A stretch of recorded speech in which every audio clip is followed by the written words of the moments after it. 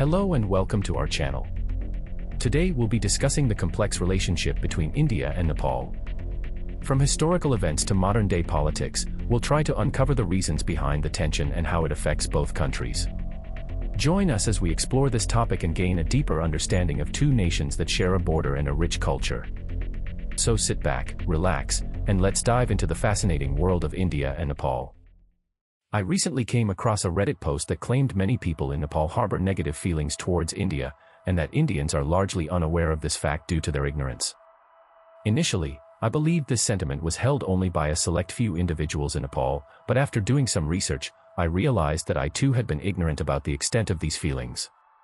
It seems my previous assumptions were unfounded and that many people in Nepal do indeed hold negative views towards India. This realization occurred to me back in 2015. The history of their politics is connected from ancient days of trade and commerce to today's geopolitics and diplomacy. There are different ways to look at the situation and answer one question. One book that sheds light on this issue is Kathmandu Dilemma by Sir Ranjit Ray, who was our ambassador to Nepal. He wrote some very interesting incidents in his book. In 2013, during an India versus Afghanistan football match in Nepal, the people of Nepal were cheering for Afghanistan and booing Indian players. In fact, they say that some people of Nepal will support every team that plays against India, even if it is Pakistan. Furthermore, Nepal's people are very proud and nationalist. Last year, our honorable foreign minister said that Gautama Buddha was a great Indian, which led to protests in Nepal. Their foreign minister even made a statement saying, "How are you speaking like this? Gautama Buddha was born in Nepal." To understand why there is such tension between these two countries, we need to know a little about Nepal's geography and culture. This is what Nepal looked like 200 years ago. Shimla, Dehradun, and some parts of Bangladesh towards the bottom were all part of Nepal. At that time, there was the East India Company in India, and above Tibet, which at the time was seen as a mystical land.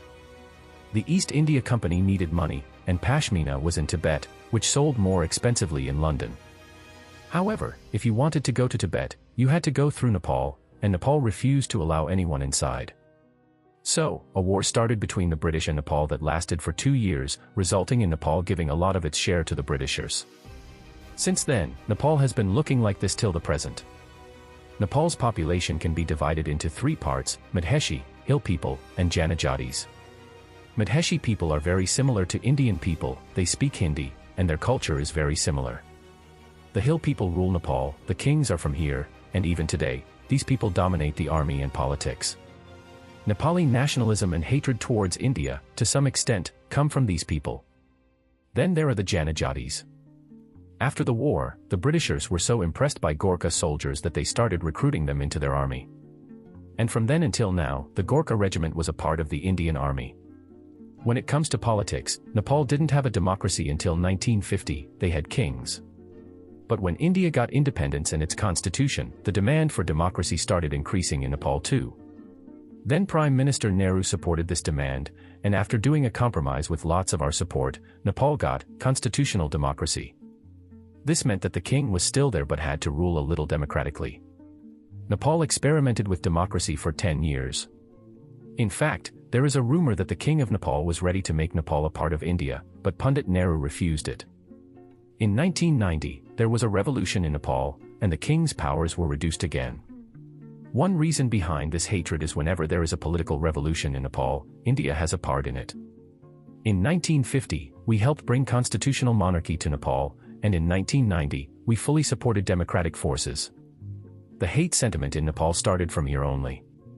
Apart from these arguments, if we look at the situation from Nepal's perspective, no country would like another country interfering in their affairs and politics. After the Jan Andolan. Thank you for watching this video.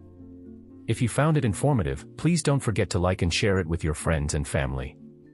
And if you want to support this channel, consider subscribing and hitting the notification bell to be notified when we post new videos. Also, don't forget to leave your comments down below to let us know your thoughts on India-Nepal relations. Thank you again for watching, and we'll see you in the next video.